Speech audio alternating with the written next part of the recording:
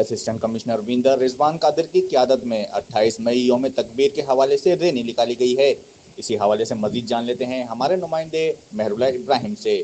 جی مہراللہ، تفصیلات سے آگاہ کیجیے گا۔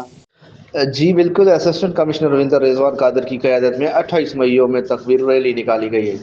Rally government boys high school Windar سے نکالی گئی، پریس کلب وندر پر اختتام پذیر ہوئی۔ ریلی سے خطاب کرتے ہوئے مقررین نے ملکی دفاع کو ناقابل تسخیر بنانے پر محسن پاکستان ڈاکٹر عبدالقدیر خان کو زبردست خراج عقیدت پیش کیا، جبکہ ملکی دفاع پر افواج پاکستان کو خراج تحسین پیش کیا گیا۔ مقررین کا کہنا تھا کہ پاک افواج نے بھارتی جارحیت پر تاریخی سبق سکھایا۔ محسن پاکستان کی بدولت 28 مئی 1998 کو پاکستان نے ایٹمی دھماکے کر کے دنیا کو بتا دیا کہ کوئی پاکستان کی طرف میلی آنکھ سے دیکھنے کی جرات نہیں کر سکتا۔ ریلی کے دوران وندر کی فضا شرکاء کے نعروں سے گونجتی رہی۔